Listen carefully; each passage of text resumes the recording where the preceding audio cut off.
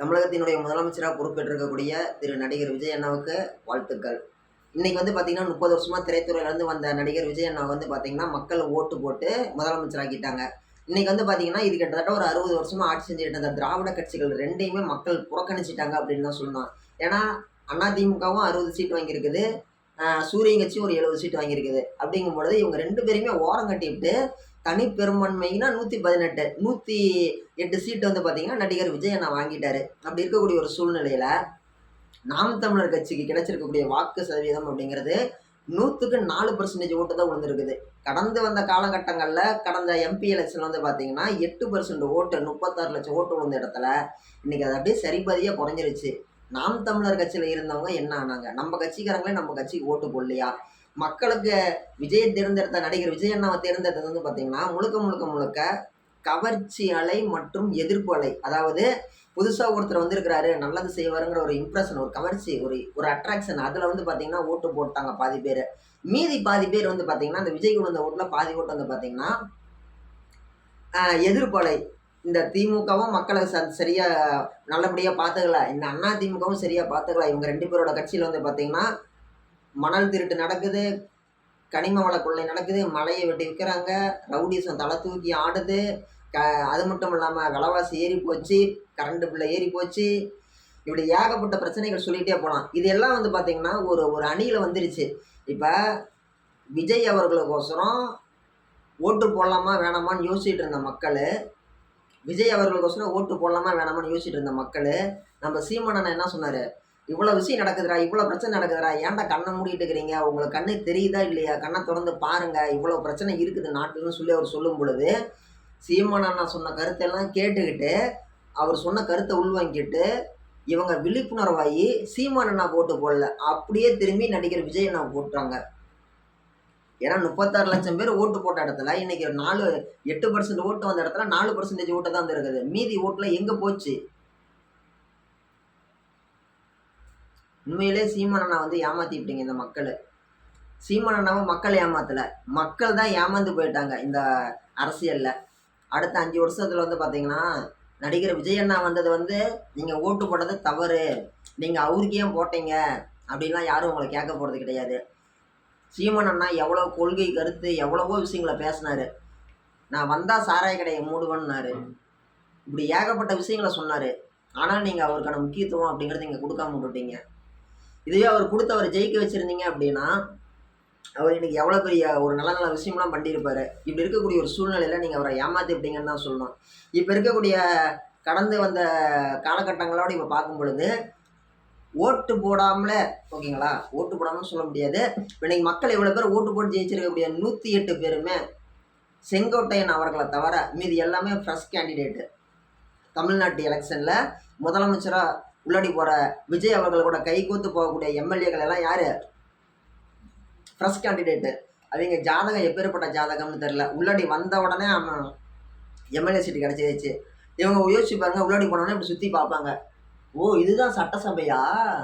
சீட்டி சோப்பாலாம் சூப்பராக இருக்குதுப்பா, எங்கே வாங்கினாங்கன்னு தெரிலப்பா, அருமையாக இருக்குது, வெரி குட், சூப்பர் அப்படின்னு தான் சொல்லுவாங்க. அதே மாதிரி யாருமே செய்ய முடியாத சாதனையை நடிகர் விஜய் அண்ணா பண்ணிட்டாரு. தமிழகத்தினுடைய முதலமைச்சர். அவர் 10 சீட்டு கூட ஜெயிக்க மாட்டாருன்னு சொன்ன ஏன் வாயாலேயே அவர் வந்து முதலமைச்சர்னு சொல்ல வச்சுட்டீங்க மக்கள். உண்மையாலுமே எதிர்ப்பலைன்னா இப்படி தான் இருக்கணும் தமிழகத்தில். உண்மையிலுமே திமுக அமைச்சர்கள் வந்து பார்த்தீங்கன்னா 34 பேர் வந்து பார்த்தீங்கன்னா 21 அமைச்சர்கள் பின்னடைவு. தமிழகத்தினுடைய முன்னாள் முதலமைச்சர் திரு முத்துவேல் கருணாநிதி ஸ்டாலின் அவர்களுடைய சொந்த தொகுதியில் தோற்கடிக்கப்பட்டார். முதலமைச்சர் கேண்டிடேட்டா இருந்தவர் தோற்கடிக்கப்பட்டது கடைசியாக காமராஜருக்கு மட்டும்தான் நடந்துச்சு. அது மிகப்பெரிய ஒரு இன்ஃபேக்டை ஏற்படுத்துனுச்சு. இன்னைக்கு அதே மாதிரி ஒரு விஷயம் அப்படிங்கிறது யாருக்கு நடந்திருக்குது? தமிழகத்தினுடைய முன்னாள் முதலமைச்சர் திரு முத்துவேல் கருணாநிதி ஸ்டாலின் அவர்களுக்கு நடந்திருக்குது. இது வந்து யாருமே எதிர்பார்க்காத ஒரு ட்விஸ்ட்டு. நேற்று காலையில் டிவி போட்டு உக்காந்த உடனே தபால் ஓட்டு எண்ணவுடனே தபால் ஓட்டுக்கள் பெரம்பூர் தொகுதியில் எண்ணப்பட்டது. ஸ்டாலின் அவர்களுக்கு 75 ஓட்டு, விஜய் அவர்களுக்கு 25 ஓட்டுன்னு போட்ட உடனே அவ்வளோதான், வழக்கம் போல் விஜய் வந்து 4ல் ஒரு பங்கு ஓட்டு வாங்கியிருப்பாருன்றாங்க, ஏதோ காவாசி. அப்போ 234 தொகுதினா ஒரு 20-25 சீட்டு வந்துடும். அப்படி அதுவே பெருசுன்னு நினச்சோம். நாங்களாம் அப்படி தான் நினச்சோம் டிவி பார்க்கும் பொழுது. சடன்னு ஏறி போயிருச்சு சீட்டு. 108 தனிப்பெரும்பான்மைக்கு ஒரு 10, 11 சீட்டு தான் கம்மி. அந்த அளவுக்கு ஒரு மிகப்பெரிய ஒரு இம்பாக்ட் ஏற்படுத்திட்டாரு. இந்த ஓட்டு போட்ட விஷயத்துல வந்து பார்த்தீங்கன்னா, முழுக்க, முழுக்க, முழுக்க, முழுக்க அவங்க வீட்ல இருக்கிற சின்ன பிள்ளைங்க மூஞ்சிக்கோசரம் ஓட்டு போட்டவங்க நெறைய பேர் இருக்கிறாங்க. வயசானவைங்க எல்லாம். அவர் தான் விஜய் சொல்லிப்புட்டாரே, "உங்க வீட்ல இருக்கிற பெரியவங்ககிட்ட கேளுங்க. ஓட்டு போட சொல்லி சொல்லுங்க. அவங்க காதுல விசில வச்சு ஊதுங்க." அப்படி சொல்லிப்புட்டாருல்ல. அப்படி இருக்கும் பொழுது எல்லா குடும்பத்திலயும் இருக்கக்கூடிய சின்ன சின்ன பிள்ளைங்கலாம் வந்து அவிங்க அப்பா கிட்ட, அவிங்க அம்மா கிட்ட, அவிங்க அண்ணங்கிட்ட, அவங்க அண்ணி கிட்ட, அவங்க சித்தப்பா கிட்ட, அவங்க பெரியப்பா கிட்ட, அவங்க தாத்தா கிட்ட, அவங்க பாட்டி கிட்ட, அவங்க அத்தை கிட்ட, மாமா கிட்ட, அவிங்க பக்கத்து வீட்ல இருக்கிறவங்க கிட்ட, எதிர்ப்புற வீட்ல இருக்கிறவங்க கிட்ட, கீழ் வீட்ல இருக்கிறவங்க கிட்ட, மேல் வீட்ல இருக்கிறவங்க கிட்ட, அவிங்க ஃப்ரெண்டோடைய ஃப்ரெண்டு வீட்ல எல்லார்கிட்டயும் போயிட்டு, அதாவது கேன்வாஸ் அப்படிங்கிறது எப்பேர்ப்பட்ட கேன்வாஸ்னா, வீட்டுக்குள்ளாடியே ஒரு கேன்வாஸ். அவிங்க பிள்ளைங்கள பெத்த பிள்ளைங்கள மீறி யாருமே எதுவுமே பண்ண மாட்டாங்க. ஒரு சென்டிமெண்டல் லாக்கு ஓகேங்களா? ஒரு பாச ரீதியினான ஒரு ஒரு அடைப்பட்ட மாரி, பாசத்துக்கு கட்டுப்பட்ட மாரி, பிள்ளைங்க மூஞ்சிக்கோசரம் நான் போடுறேன்பா. பிள்ளைங்க மூஞ்சிக்கோசரம் போடுறேன்பா. என் பிள்ளைங்களுக்கோசரம் தான் நான் ஓட்டு போடுறேன்னு சொல்லிட்டு, நெறைய பேர் ஓட்டு போட்டு, ஓட்டு போட்டு, ஓட்டு போட்டு விஜய் அவர்கள கொண்டு வந்து முதலமைச்சர் ரேஞ்சுக்கு கொண்டு வந்துட்டீங்க. விஜய் அவர்கள் வந்தது வந்து பார்த்தீங்கன்னா, இதுக்கு முன்னாடி திரைத்துறையிலேருந்து வந்தது யாரு? பெரிய ஆளா வரணும்னு வந்தது யாரு? நடிகர் எம்ஜிஆர் ஐயா அவர்கள். நடிகர் எம்ஜிஆர் ஐயா வந்த உடனே வந்து பார்த்தீங்கன்னா, அவரு அன் வரும்பொழுது திமுகங்கிற கட்சியில இருக்கிறாரு. அண்ணா அவர்கள் மறைவுக்கு பின்னாடி தான் வெளியில வராரு. அப்படி இருக்கும் பொழுது அவர் முதலமைச்சர் கேண்டிடேட்டா நிக்கிறதுக்கு முன்னாடியே எம்ஜிஆர் அவர்களுக்கு திமுகல டிராவல் பண்ணும்போது அரசியல் அனுபவம் இருந்துச்சு. திமுகவினுடைய பொருளாளரா அவர் பணியாற்றி இருக்கிறாரு எம்ஜிஆர் அவர்கள். அவருக்கு வந்து ஒரு நெளிவு சுழிவு தெரியும். ஒரு அரசியல் அனுபவம் இருக்குது. யார் யார்ட்ட எப்படி எப்படி மூவ் பண்ணி கொண்டுட்டு போணும். இப்படி ஏகப்பட்ட விஷயங்கள வச்சிருந்தாரு கையில. இப்ப வந்திருக்கக்கூடிய நடிகர் விஜய் அண்ணா அவர்கள் வந்து பார்த்தோம்னா, அரசியல் இதுக்கு முன்னாடி அனுபவம் அவருக்கு கம்மி தான். ஓகேங்களா? இன்னும் சொல்ல போனோம் அப்படின்னா, டைரக்ஷனே தெரியாத ஒரு ஆளுக்கு டைரக்டர் வாய்ப்பு கிடைச்சா எப்படி இருக்கும்? அவரா தான் கத்துக்கிட்டு தான் இந்த படத்த சக்சஸ்ஃபுல்லா எடுத்து காமிச்சாகணும். அத உணர்வு பூர்வமா எடுக்கணும். அத பார்க்குறவன் ரசிக்கும்படியா இருக்கணும். அத ரசிக்கிறது மட்டும் இல்லாம அவன் மனசுல ஆழ பதியணும். இப்படி ஏகப்பட்ட கருத்துக்கள உள்ளடக்கி இருக்கக்கூடியது தான் வந்து பார்த்தீங்கன்னா டைரக்ஷன். டைரக்ஷனே தெரியாத ஒரு ஆளுக்கு டைரக்டர் வாய்ப்பு கிடைச்சா எப்படி இருக்குமோ, அந்த மாரி தான் அரசியல்ல இதுக்கு முன்னாடி முதலமைச்சர் ஆகாத அரசியல்ல ஒரு எம்எல்ஏவாகவோ, ஒரு சேர்மனாகவோ, ஒரு வைஸ் பிரசிடென்ட் ஆகவோ, அல்லது ஒரு வார்ட் மெம்பராகவோ, அல்லது 5000 ஓட்டு கவுன்சிலராகவோ எதுவுமே ஆகாத ஒருத்தருக்கு வந்து பார்த்தீங்கன்னா, ஒரு மிகப்பெரிய பிரபலமான முகம் அப்படிங்கிற அடிப்படையில வந்து பார்த்தீங்கன்னா, மக்கள் ஓட்டு போட்டு கொண்டு வந்துட்டாங்க. இத அவரு தக்க வச்சுக்கிட்டாருன்னா மட்டும் தான், இவர பார்த்து யாராச்சும் நாளைக்கு அரசியல் துறையிலருந்து வந்தாலும், மக்கள் வந்து ஓட்டு போடுவாங்க. எல்லாரும் செய்ற மாரி இவரும் வந்து உங்களுக்கு 1000 தான் தரேன், 500 தரேன், 2000 தரேன் பணத்த வாரி இறைச்சுவிட்டு, நெறைய விஷயங்கள இவரு செய்ய மறந்துட்டாரு அப்படின்னா, இவருக்கு அது நெகட்டிவா தான் போய் முடியும். ஓகேங்களா? இவர் கூட இருக்கக்கூடிய ரசிகர்கள் எல்லாருமே இன்னைக்கு வந்து எம்எல்ஏக்களா மாறியிருக்கிறாங்க. இவங்களுக்கான அரசியல் தெளிவு, அரசியல் புரிதல், அரசியல் ஒரு நெளிவு சுழிவெல்லாம் தெரிஞ்சுக்கிட்டு இவங்க மூவ் பண்ணி கொண்டுட்டு போணும். இவங்க ஒரு இடத்துல ரொம்ப எல்லா இடத்துலயுமே ரொம்ப கவனமா தான் இது பண்ணணும். இல்லைன்னா, செல்லூர் ராஜு மாரி நெறைய செல்லூர் ராஜுகள் உருவாக வேண்டியிருக்கும்னு சொல்லிட்டு, நெறைய பேர் வந்து அங்க ஒரு செல்லூர் ராஜு தான் இருந்தாரு. இங்க நெறைய செல்லூர் ராஜு இருக்கிறாங்கன்னு சொல்லிட்டு செய்தி சேனல்ல விட்டு காமெடி பண்ணி விட்டுருவாங்க.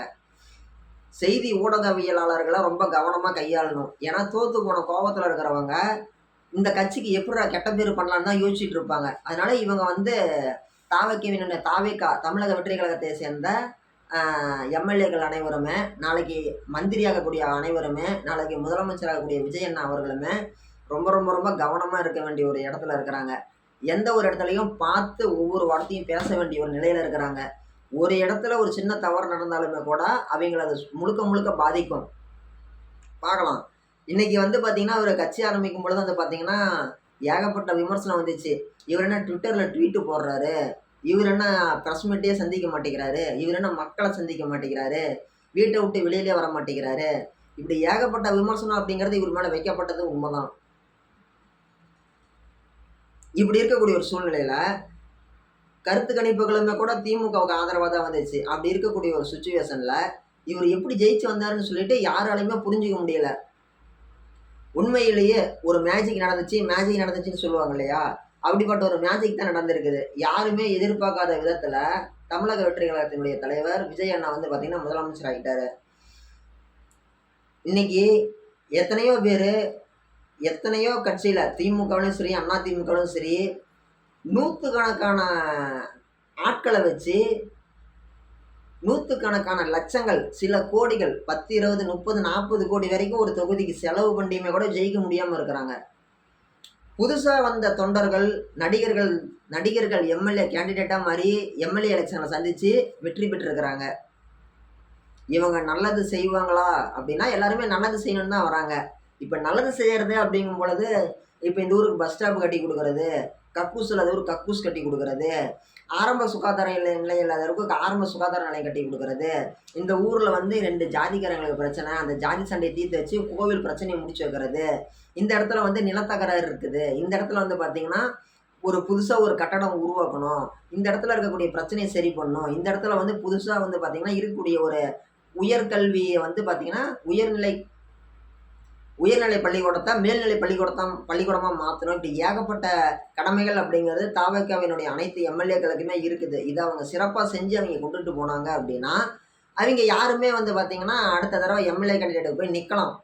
இதுக்கு முன்னாடி இருந்த திமுக, அதிமுக கேண்டிடேட் ஆட்டம், திமுக, அதிமுகவை சேர்ந்த எம்எல்ஏக்கள் ஆட்டம், ஜெயிக்கிறதுக்கு முன்னாடி போயிட்டு ஜெயிச்சாட்டு அந்த பக்கமே போகாம இருந்தாங்க அப்படின்னா, அவிங்க எந்த ஒரு சூழ்நிலையிலும் அடுத்த தடவ வந்து மக்கள்ட்ட போய் எந்த மூஞ்சி வச்சுட்டு நிப்பாங்க அப்படிங்கிற மாரி தான் இருக்கும்.